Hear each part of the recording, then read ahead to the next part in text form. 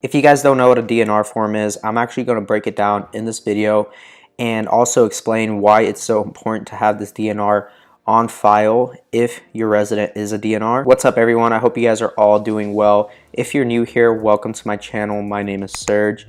I actually created a Facebook group called Legion Assisted Living Academy. If you guys are interested, go ahead, go request yourselves into this group. You might as well. It's free. To all my reoccurring viewers, guys, thank you so much for all the support. I appreciate every single one of you guys. So let's go ahead and jump into the topic of this video. The DNR form is such an important form to have in your patient's chart because you want to make sure that everyone is aware that they are not going to start CPR if they are a DNR resident and if they have that DNR form in the file and in the chart. So when you guys actually admit a new resident into your home, you're going to sit down with the family and start going through the admission process, and you want to make sure that you ask them, hey, is your loved one a do not resuscitate resident, or do you want us to resuscitate them in case something were to happen in the home? And that is something you want to make sure you ask the family or the POA if that is something that they have with them, if it's a DNR, and you want to ask them, do you want us to resuscitate them? And if they say no and they don't have this DNR form, well then you want to make sure you educate them on that. So we're actually going to go through and I'm going to show you guys the form. It is one form and I will break it down for you guys. And this is for the state of Arizona. And so you can most likely go on Google and type in the state that you're in and the DNR form that is required by your state. So let's go ahead and jump into that. So here we actually have is the DNR for the state of Arizona. So as you guys can see, it literally tells what it is. So this is a pre-hospital medical care directive. It's the do not resuscitate. And this right here, guys, you want to make sure you understand this part, okay? This is super important. You want to make sure it's on an orange background. And the way you can do that is going to the store, going to Staples, going to Walmart, and saying, hey, finding just an orange piece of paper and putting that in the printer when you print this out, and it'll just print with the background. And as you guys can see, is a document signed by you and your doctor that informs emergency medical technicians or EMTs that they are to not resuscitate the client. And if you have this form, EMTs and other people will hold, or other medical staff will hold any medical interventions that are necessary to comfort care or to alleviate pain. So, right here, as you can see, it says, under the state of Arizona law, pre-hospital DNR must be on letter-sized paper or wallet-sized paper on an orange background to be valid. So that's the most important part, is making sure it's on an orange background. And then you can either attach a picture to this form or complete the personal information.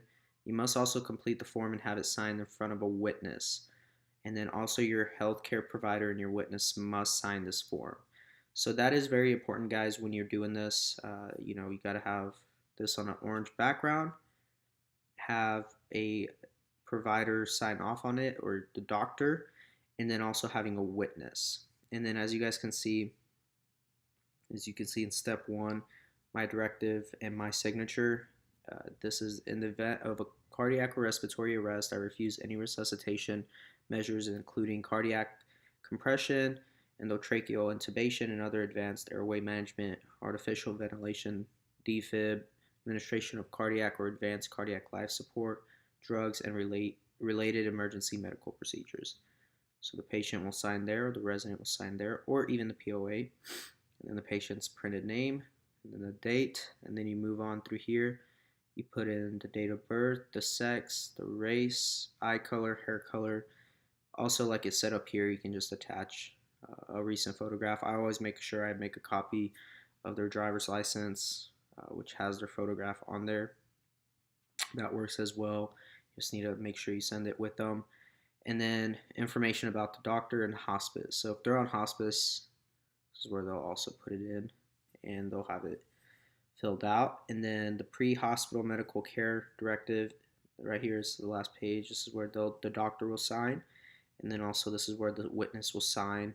And you got to make sure that they're 18 or older and sign and date. And then that is pretty much the DNR, guys. It's so important that you guys actually have this on file. Like, I can't stress that enough for you guys.